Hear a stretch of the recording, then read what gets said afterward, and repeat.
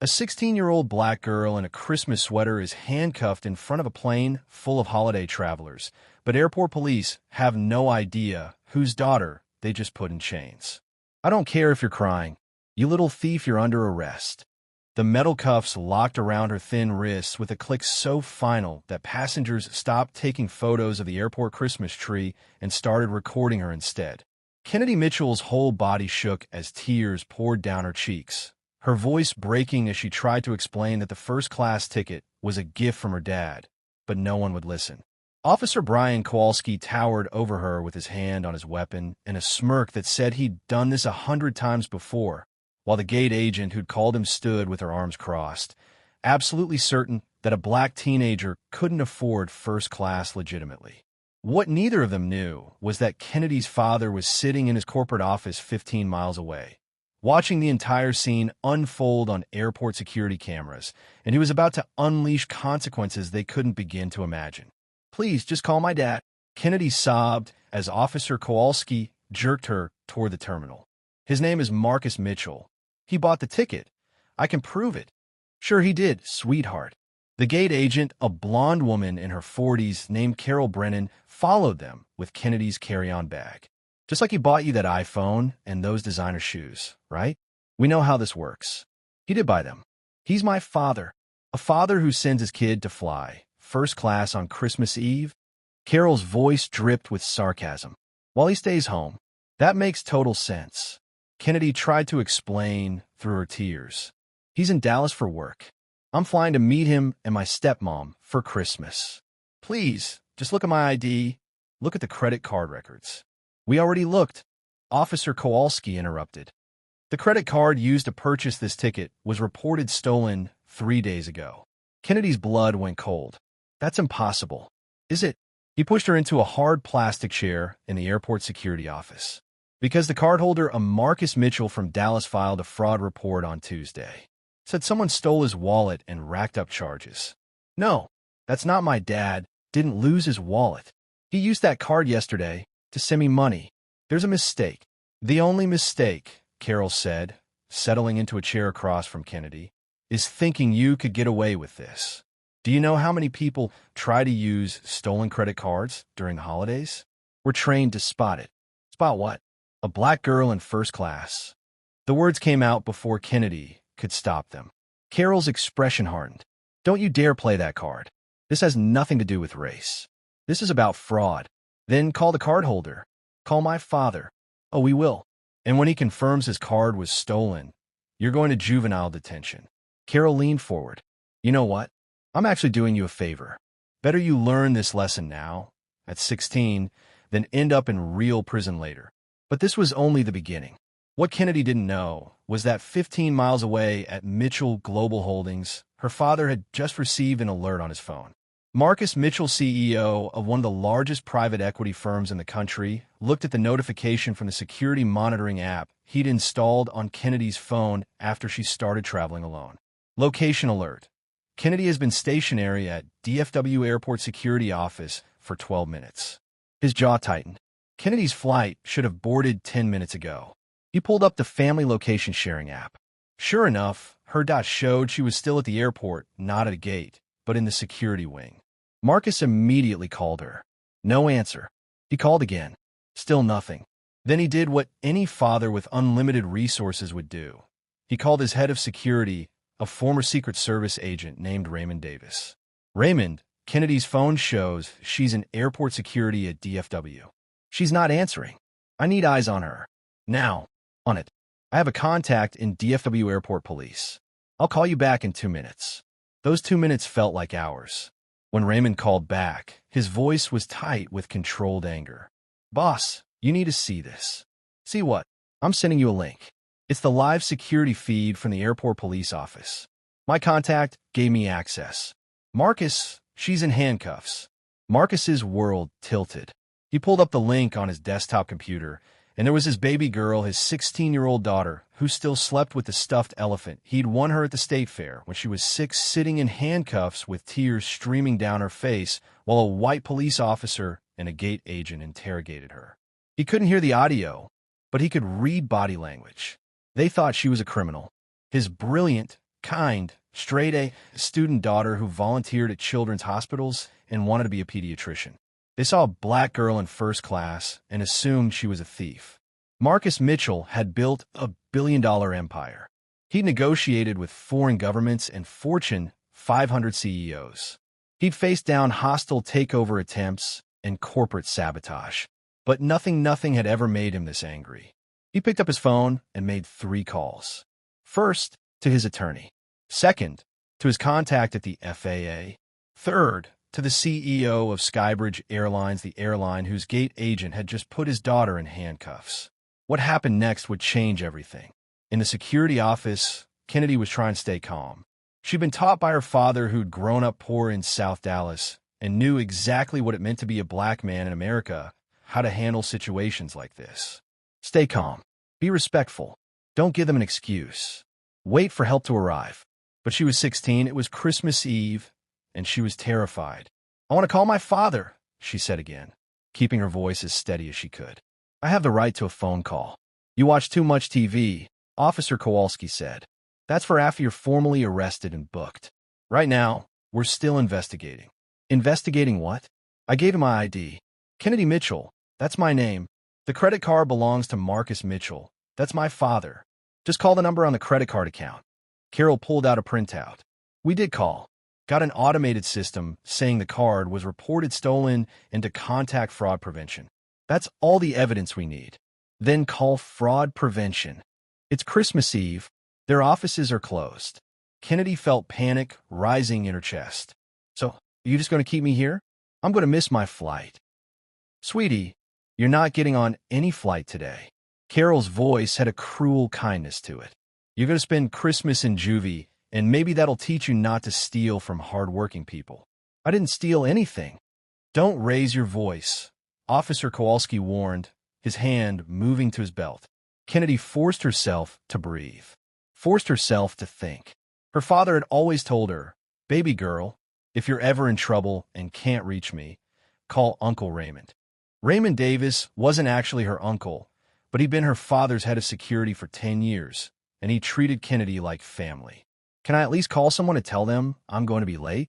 My stepmother is waiting at the Dallas airport. She's going to worry." Carol and Officer Kowalski exchanged glances. "Fine," Carol said, "but we're listening to every word. And no funny business." They uncuffed one of her hands. The relief was immediate and handed her phone back. Kennedy's fingers shook as she dialed Raymond's number. He answered on the first ring. "Kennedy, are you okay?" Just hearing his voice made her start crying again. "Uncle Raymond, they arrested me. They think I stole Dad's credit card. They won't let me call him. They won't verify anything. And they're saying I'm going to jail." "Baby girl, listen to me very carefully. Your father knows exactly where you are and exactly what's happening. Help is already on the way. I need you to be strong for just a little bit longer. Can you do that?" "Yes," she whispered. "Good. Now, put me on speaker. I want to talk to the officer." Kennedy looked at Officer Kowalski. "He wants to talk to you." "Who is this?" Kowalski demanded when she put the phone on speaker. "Raymond Davis, head of security for Mitchell Global Holdings. I'm calling on behalf of Marcus Mitchell, whose daughter you currently have in custody. If you're calling about the stolen credit card, there is no stolen credit card. There's been a system error. Mr. Mitchell's credit card was not reported stolen. Someone filed a fraudulent report, and we're currently investigating who and why. But that girl you have handcuffed is absolutely his daughter, and she has committed no crime." Carol scoffed. "Sure, and I suppose you have proof. I have Marcus Mitchell on the other line. Would you like to speak with him directly?" "Anyone can claim to be anyone on the phone," Kowalski said. "Then let me make this simple." Raymond's voice turned to ice. "In approximately 3 minutes, you're going to get a call from your supervisor. And in approximately 5 minutes, the CEO of Skybridge Airlines is going to arrive at that office personally. And in approximately 10 minutes, you're both going to be unemployed. But if you release Kennedy Mitchell right now and apologize, we might consider not pursuing legal action." Carol laughed. "Is that supposed to scare us? We were doing our jobs." "Were you?" Raymond asked. "Because from where I'm sitting, watching the security footage, it looks like you saw a black teenager in first class and immediately assumed she was a criminal. That's called racial profiling, and it's illegal. The color drained from Carol's face. You're watching. How are you watching? The office phone rang. Officer Kowalski answered it. Airport police, Officer Kowalski speaking. Kennedy watched his expression change from confident to confused to pale. Yes, Captain. Yes, she's here. Ah, yes, sir. Right away. He hung up and slowly, reluctantly, uncuffed Kennedy's other hand. You're free to go. What? Carol jumped up. Brian, we have evidence. The credit card wasn't stolen. There was a system glitch. We're releasing her. He wouldn't meet Kennedy's eyes. This is ridiculous. She's obviously lying. Look at her. She can't afford first class. Would you have stayed quiet in Kennedy's position? Kennedy stood up, rubbing her wrists where the cuffs had cut into her skin. She looked Carol Brennan right in the eye. You didn't even check. You saw a black girl with a first-class ticket, and you immediately decided I must have stolen it. You didn't verify the credit card information. You didn't call the number on the account. You just assumed. I was following protocol. Your protocol is racist. Kennedy's voice was shaking, but she didn't back down. And you know what the saddest part is? This happens every day. To people who don't have my dad's resources. To people who can't fight back. You get away with it because most people can't afford to prove you wrong. Kennedy. Raymond's voice came through the phone, gentle. Your dad's outside. Come on out. Kennedy picked up her bag and walked out of the office. In the terminal, she saw him immediately. Marcus Mitchell stood 6'3", wearing a tailored suit, even on Christmas Eve, his expression carved from stone. Next to him was Raymond, and behind them were two lawyers Kennedy recognized from her dad's office. But it was the other man with them who made Carol and Officer Kowalski freeze when they emerged from the office. Thomas Brennan, CEO of Skybridge Airlines. And he looked absolutely furious. Mr. Mitchell, Thomas said, his voice strained. I cannot express how sorry I am. Marcus held up a hand. We'll talk. But first, I need to see my daughter. Kennedy ran to him. He caught her in his arms and held her tight. And she finally let herself break down completely. I'm so sorry, Daddy. I tried to call you. I tried to tell them. Shoo. Baby girl, you have nothing to apologize for. Nothing. You did everything right. He pulled back and examined her wrists, his jaw tightening at the red marks. Did they hurt you anywhere else? No. Just scared me. I know, baby. I'm here now. He kissed her forehead and then turned to face Carol and Officer Kowalski with an expression that made both of them step back. Mr. Mitchell, if I could just explain, Carol started. Explain what? How you racially profiled my 16-year-old daughter. How you accused her of fraud without doing even basic verification. How you had her handcuffed and traumatized on Christmas Eve. The system showed the card as stolen. The system showed no such thing. One of Marcus's lawyers stepped forward, holding a tablet. We've already pulled the records. Marcus Mitchell's credit card was never reported stolen. Someone filed a false fraud report yesterday using a spoof phone number. It's identity theft, and we're investigating. Officer Kowalski's eyes widened. If someone filed a false report, then we were just following. You were following your biases. Marcus cut him off. My daughter showed you her ID, which matched the name on the ticket and the credit card account. She gave you my contact information. She asked you repeatedly to verify her story. And instead of doing your due diligence, you decided that a black teenage girl couldn't possibly legitimately have a first-class ticket. That's not we didn't. Don't insult my intelligence. Marcus's voice could have cut glass. I've already reviewed the security footage. I heard every word. And Carol, he turned to the gate agent. I especially enjoyed the part where you said my daughter was gaming the system and needed to learn her lesson. What lesson would that be exactly? How to exist while black. Carol's mouth opened and closed soundlessly. Thomas Brennan stepped forward. Mr. Mitchell, I want you to know that this does not represent Skybridge Airlines' values. We have a zero-tolerance policy for discrimination. Do you? Marcus's eyebrow arched. Because this is the third incident I'm aware of in the past 6 months where Skybridge employees have racially profiled black passengers in premium cabins. Third, which suggests this isn't about individual employees. This is about company culture. I wasn't aware of other incidents. Of course you weren't. Because the other passengers couldn't afford to make enough noise for you to hear them. Marcus pulled out his phone. But I can. And I will. But here's the part that changed everything. Marcus made a call right there in the terminal. Jennifer, it's Marcus. I need you to execute option 7 on the Skybridge file. Kennedy watched her father with wide eyes. She'd seen him in business mode before, but never like this. Thomas Brennan's face went pale. Option 7? What's option 7? Marcus smiled, but there was no warmth in it. Jennifer Chong is my chief investment officer. And option 7 is something we've had prepared for 3 months, ever since we started investigating Skybridge Airlines for a potential acquisition. Acquisition? Thomas looked like he might faint. That's right.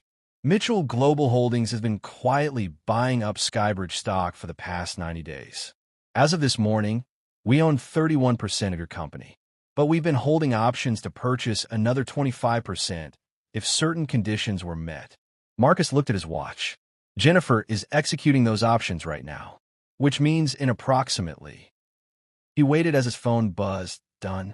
Mitchell Global Holdings now owns 56% of Skybridge Airlines, which makes me your majority shareholder, Mr. Brennan. The terminal had gone silent. Other passengers had stopped to watch this unfold. Thomas's voice was barely a whisper. You're taking over the airline. I'm taking over the airline, Marcus confirmed. And my first act as majority shareholder is to call an emergency board meeting for 8 a.m. tomorrow morning, Christmas Day, where we'll be discussing significant operational changes. You can't, the board won't. The board works for the shareholders now, and I am the largest shareholder. Marcus's voice was pleasant, but his eyes were steel. Mr. Brennan, you're going to want to bring your resignation letter to that meeting, because you're done. Kennedy had never been more proud of her father in her life. But Carol wasn't done. She stepped forward, her voice shrill. This is insane. You're destroying a whole company because your daughter got questioned? Do you know how entitled that is? This is abuse of power. Marcus turned to her slowly. Ms. Brennan, let me be very clear. I'm not destroying this company because my daughter was questioned. I'm restructuring it because your company has a pattern of racial discrimination that creates legal liability and damages the brand. My daughter's experience simply accelerated a business decision I was already considering. But, however, Marcus continued, since you seem concerned about abuse of power, let me address that. My daughter is 16 years old. She's a child. She was traveling alone on Christmas Eve to see her family. She had valid identification, a valid ticket, and a valid credit card account. And instead of doing your job, which is customer service, you decided to humiliate her, traumatize her, and have her arrested. For what? For existing while black in first class. He took a step closer. You want to talk about abuse of power? How about the power you abused when you had a child put in handcuffs? How about the power you abused when you ignored every piece of evidence that she was telling the truth? How about the power you abused when you enjoyed watching her cry?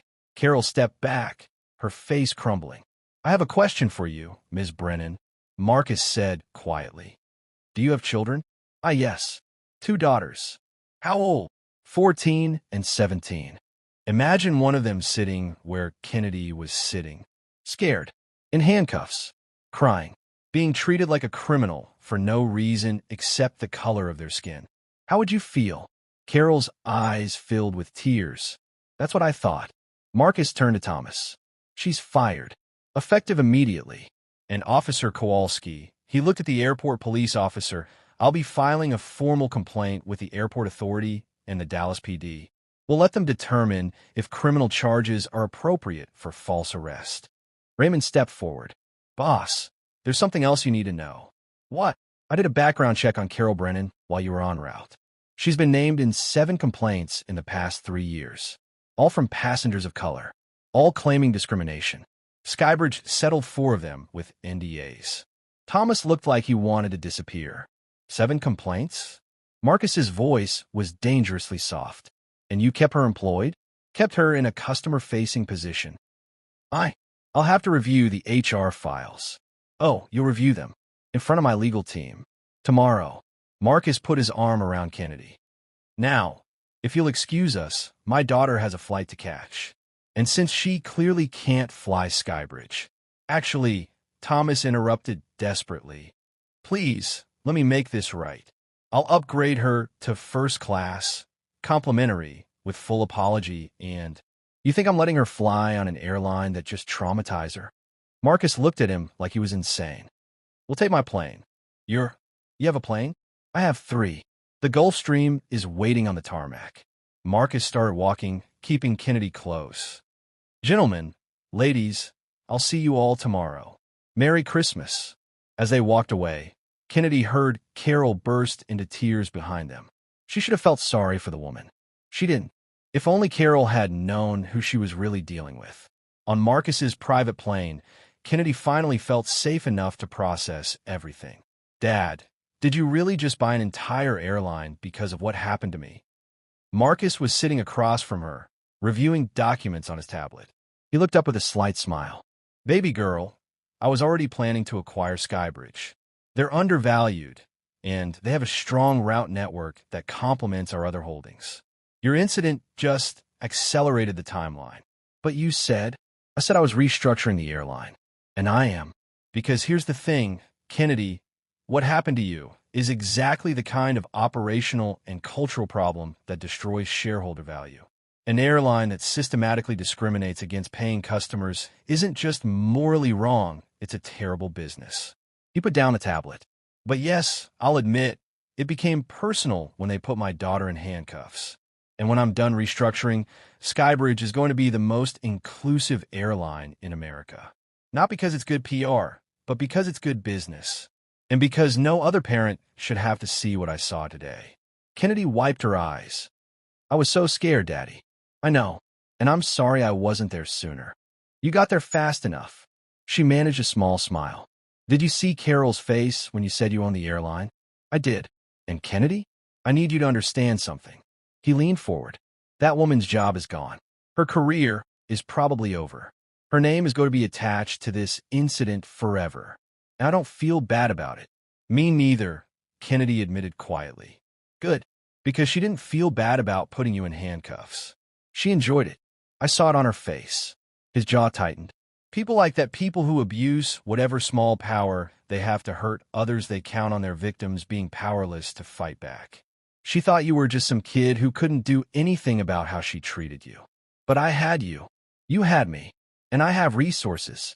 But Kennedy, most people don't. Most black kids who get profiled, discriminated against, humiliated, they don't have a father who can buy the company and fire everyone involved. He took her hand. That's why we have to use our privilege to change systems. Not just for you, but for everyone who comes after you. Kennedy squeezed his hand. Is that why you're restructuring the whole airline? That's exactly why. Because if Skybridge has a culture that allowed this to happen to you, it's happening to other people too. And we're going to fix it. The plane took off smoothly, and Kennedy watched Dallas disappear below them. She thought about Carol Brennan and Officer Kowalski. She thought about the other passengers in that terminal who'd watched her get handcuffed and done nothing. But she also thought about the young black woman who'd followed her out and offered to be a witness. She thought about Raymond, who'd moved heaven and earth to help her. And she thought about her father, who'd literally bought an airline to make sure this never happened again. Dad, yeah, baby girl, what happens now? After Christmas? Marcus smiled. Now we change the world. You ready? Kennedy thought about it. 24 hours ago, she'd been excited about Christmas presents and seeing her stepmom. Now she'd been arrested, traumatized, and had watched her father take over an entire airline. But she'd also learned something important. She had power. Not just because of her father, but because she'd stood up for herself, told the truth, and refused to accept being treated as less than. Yeah, she said, I'm ready. But what Kennedy didn't know was that her father's restructuring would uncover something much bigger than racial profiling. Christmas Day, 8 a.m. The Skybridge Airlines emergency board meeting was held virtually, but Marcus insisted that Kennedy attend with him. You should see how this works, he'd told her. This is your story. You deserve to see the ending. 12 board members appeared on screen, most of them looking tired and confused about being summoned on Christmas. Thomas Brennan looked like he hadn't slept. Marcus began without preamble. Good morning. For those who don't know me, I'm Marcus Mitchell, CEO of Mitchell Global Holdings. As of yesterday, at 4:47 p.m., MGH became the majority shareholder of Skybridge Airlines with 56% ownership. This meeting is to discuss immediate operational changes. One of the board members, an older white man named Richard, interrupted. With all due respect, Mr. Mitchell, we have bylaws that govern how. Your bylaws are subject to shareholder votes, and I have the majority. So unless you'd like to be removed from this board, I suggest you listen. Marcus's tone left no room for argument. Thomas, you're up. Explain to the board the incident that occurred yesterday. Thomas reluctantly walked through what had happened to Kennedy, though his version was notably sanitized. Marcus corrected him at several points.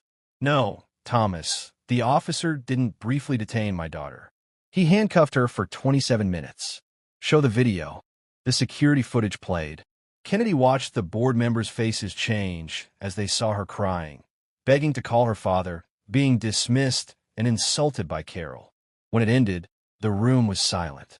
This is unacceptable, one woman board member said quietly. I had no idea our employees were.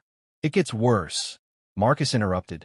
He nodded to Jennifer Chong, his chief investment officer, who appeared on screen. During our due diligence for the acquisition, we conducted a comprehensive audit of Skybridge's customer service complaints and legal settlements. Jennifer began. In the past 5 years, Skybridge has settled 47 discrimination complaints. 47. The total settlement amount exceeds $12 million. Shocked murmurs from aboard. None of these settlements were disclosed in your financial filings, Jennifer continued. They were buried in a general customer service resolution fund, which means they weren't properly reported to shareholders. Richard's face went red. That's absurd. Our legal team assured us. Your legal team was lying to you, or you were lying to shareholders. Either way, it's a problem. Marcus pulled up another document. But here's the really interesting part. We traced the pattern of settlements and found something unusual. He displayed a chart. Notice anything? The settlements spiked dramatically in certain hub cities. Dallas, Charlotte, Atlanta. And they spiked during specific time frames that correspond with corporate events. I don't understand what you're suggesting, Thomas said weakly. I'm suggesting that Skybridge has been systematically covering up discrimination because reporting it would have impacted your stock price during key acquisition attempts and merger negotiations. You knew you had a culture problem. You chose to hide it rather than fix it. Kennedy watched her father dismantle an entire executive team with nothing but data and calm precision. Furthermore, Marcus continued, we've discovered that several of your gate agents and customer service personnel have been flagging passengers based on racial profiling, but calling it fraud prevention. They've created an unofficial policy of extra scrutiny for passengers of color in premium cabins. That's not company policy. Thomas protested. No, but it's company practice. And you allowed it to continue because it was easier to settle complaints quietly than to address the root cause. Marcus leaned forward. Gentlemen, lady, here's the reality. Skybridge Airlines has a culture of racial discrimination that starts at the top. And as of today, the top is gone. He clicked to another slide. Thomas Brennan, you're fired as CEO. Richard Jameson, you're removed from the board. Legal counsel who approved the settlement cover-ups, you're fired. And every employee who has more than 2 verified discrimination complaints in their file, you're terminated. You can't just fire everyone. Richard sputtered. I can and I am. This airline is going to be rebuilt from the ground up with a culture of actual customer service and inclusion. And we're going to start by doing something radical, apologizing. He pulled up a press release. This goes out in 1 hour. Skybridge Airlines publicly apologizes for its pattern of racial discrimination, announces a comprehensive anti-bias training program for all employees, establishes an independent oversight committee for customer complaints, and commits to publishing annual diversity and inclusion reports. The publicity will destroy our stock price, someone protested. Your stock price is already trash because your culture is trash. This honesty will hurt short-term, but it's the only way to rebuild trust long-term. Marcus's expression softened slightly. I'm not trying to destroy this airline. I'm trying to save it. But saving it means admitting what's broken and actually fixing it. Kennedy watched the board members exchange glances. Slowly, one by one, they nodded. All in favor of the proposed changes? Marcus asked. Every hand went up. They didn't have a choice. Good. Meeting adjourned. Merry Christmas.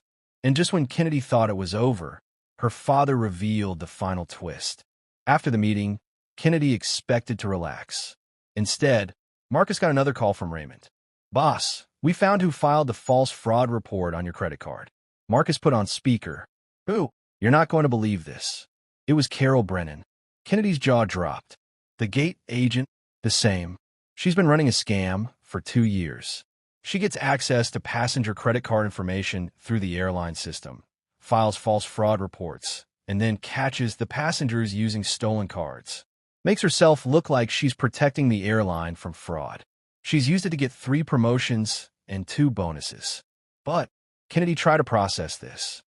She was actually committing fraud while accusing me of fraud. Exactly. And here's the kicker. She specifically targeted passengers of color because she knew they'd be more likely to be believed as criminals. She's been running this scam on at least 20 passengers that we know of. Marcus's expression was stone cold. Tell me you have proof. We have everything. Her access logs, the phone records of the fraud reports, even emails where she bragged to a colleague about catching another one. The Dallas DA is already preparing charges. She's looking at wire fraud, identity theft, and civil rights violations. Federal charges. Marcus. She's going to prison. Kennedy felt something settle in her chest. It wasn't quite satisfaction. It was more like justice. Carol hadn't just been racist. She'd been criminal, and she'd used racism as a tool to commit crimes. What about Officer Kowalski? Marcus asked. The airport authority is investigating. Turns out he's been named in 6 excessive force complaints, all involving people of color. He's on administrative leave pending review. Good. Marcus ended the call and looked at Kennedy. How are you feeling? I don't know, she admitted. Part of me is glad she's getting what she deserves. But part of me is just sad. Sad that this is what the world is like. Marcus pulled her into a hug. I know, baby girl. And I wish I could tell you it's going to change overnight. But it's not. There will be more Carol Brennans. More Officer Kowalskis. More people who see your skin color before they see your humanity. So what do? We keep fighting. We use our resources to change systems. We support other people who don't have resources. And we never, ever accept discrimination as normal. He pulled back and looked at her seriously. Kennedy, I need to ask you something. This is going to be a big story. The news is going to want to interview you. Your name is going to be public. People are going to say terrible things on social media. Are you okay with that? Kennedy thought about the young woman who'd offered to be a witness for her. She thought about all the other black kids who'd been profiled and had no one to fight for them. She thought about what her father had said. Use your privilege to change systems. I want to do it, she said. I want to tell my story. Not for me, but for everyone else this happened to. Marcus smiled with pride. That's my girl. Be honest, would you have had the courage to go public at 16? The press conference was held 3 days later. Kennedy sat next to her father in front of a room full of journalists. She wore a simple blue dress and her natural hair in twist-outs. She looked exactly like what she was, a 16-year-old girl who'd been through something traumatic. Marcus spoke first, laying out the facts, the false arrest, the acquisition of Skybridge, the discovery of Carol's fraud scheme, the systematic discrimination. Then it was Kennedy's turn. She'd written her own statement, and Marcus had reviewed it, but changed nothing. My name is Kennedy Mitchell. I'm 16 years old. On December 24th, I was handcuffed and arrested at DFW Airport for the crime of flying first class while black. The cameras flashed, but she kept going. A gate agent saw me, a black teenager with a first-class ticket, and immediately assumed I'd stolen it. She didn't verify my story. She didn't check the credit card records properly. She just saw what she expected to see, a black girl who didn't belong. Her voice stayed steady. What I didn't know then was that she was actually committing fraud herself. She'd been targeting passengers like me for years, using our race to make her crimes more believable. She knew that people would believe a black teenager was a thief. She counted on it. Kennedy looked directly into the cameras. I'm lucky. I have a father with resources. A father who could fight back, who could buy the airline and change the policies and make sure that gate agent face consequences. But most people aren't that lucky.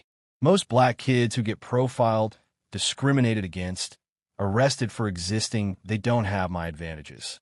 She paused, so I'm speaking up for them. For every black person who's been questioned in first class. For every black traveler who's been pulled aside for random screening. For every black customer who's been followed in stores or denied service or treated like a criminal for no reason except the color of their skin. Her voice grew stronger. This isn't just my story. It's our story, and it needs to end. Companies need to train their employees on bias. Police need to be held accountable for racial profiling. And all of us, black, white, whatever, we need to stop accepting this as normal. She looked at the journalists. I'm 16. I shouldn't have to explain why handcuffing a teenager for having a first-class ticket is wrong. But here we are. So I'm asking all of you to share this story. Not because I want attention, but because I want change. Real change. The kind that means the next black girl who sits in first class doesn't have to wonder if someone's going to call the cops on her. The room erupted with questions. But it was one question from a black female journalist that made Kennedy pause. Kennedy, what would you say to other young black people who face discrimination? Kennedy thought about sitting in that security office, crying and scared. She thought about the moment her father walked in, and she knew she'd be okay. But she also thought about all the kids who didn't have that moment. I'd say, you're not alone. What's happening to you is real. It's not in your head. It's not your fault. And it's not okay. She swallowed hard. I'd say document everything. Record when you can. Get witnesses. Tell someone. Don't suffer in silence. And I'd say that even when it feels hopeless, even when it feels like the system is designed to hurt you, you still matter. Your dignity still matters. And there are people fighting for you, even if you can't see them. The press conference went viral. Within 24 hours, #JusticeForKennedy was trending worldwide. Within 48 hours, 3 other airlines had announced comprehensive reviews of their customer service policies. Within a week, Congress announced hearings on racial profiling in the airline industry. And within a month, Carol Brennan was indicted on 17 federal charges. Kennedy watched it all unfold from her father's Dallas home, where she was supposed to be enjoying Christmas break. Instead, she was becoming an activist. 6 months later, Kennedy stood in front of the Skybridge Airlines Board of Directors, the new board, diverse and committed to actual change. She was there to present her foundation, Fly Forward, an organization dedicated to fighting discrimination in travel and transportation. Our mission is simple, she told them. We provide legal support for travelers who face discrimination. We conduct audits of airline and transportation policies. We train employees on bias recognition. And we amplify the voices of people who've been silenced. The board approved a $10 million partnership with her foundation. Marcus, watching from the back of the room, had never been more proud.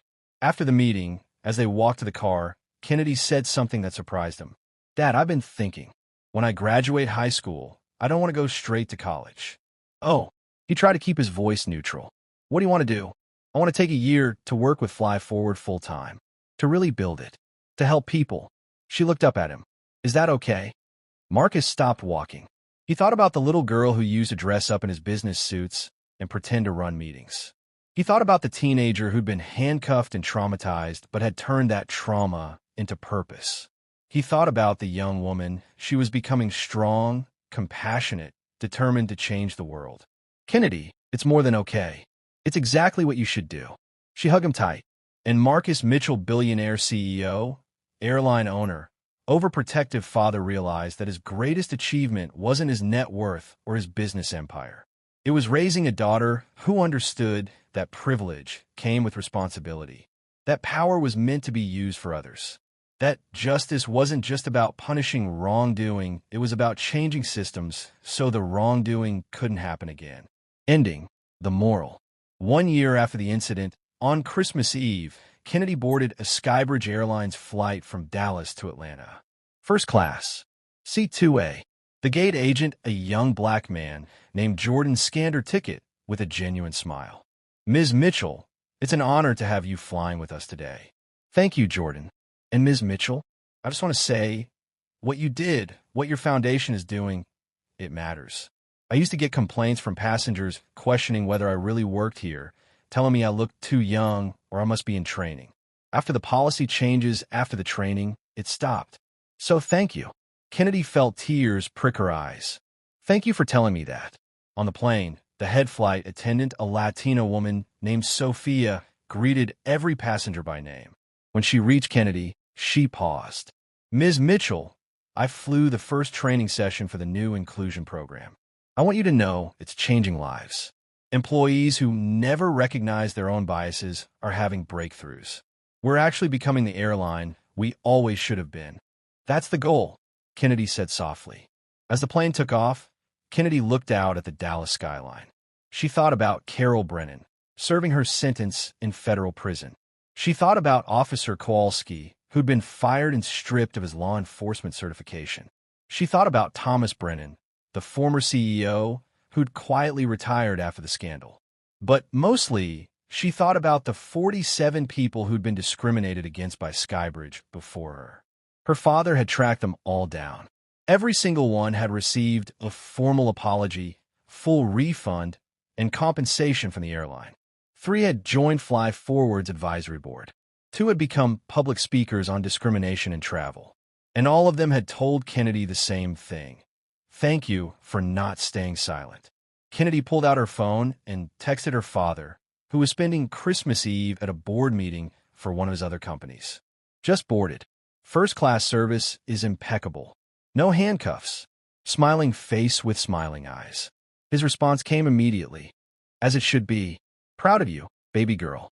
Merry Christmas. Merry Christmas, Dad. Thank you for always fighting for me. Always. That's what fathers do. Kennedy put her phone away and accepted a warm cookie from Sophia. A white woman across the aisle looked at her with a warm smile. Excuse me, aren't you Kennedy Mitchell? The girl who... Yes, Kennedy said, bracing herself. I just want to say thank you. My daughter is 15.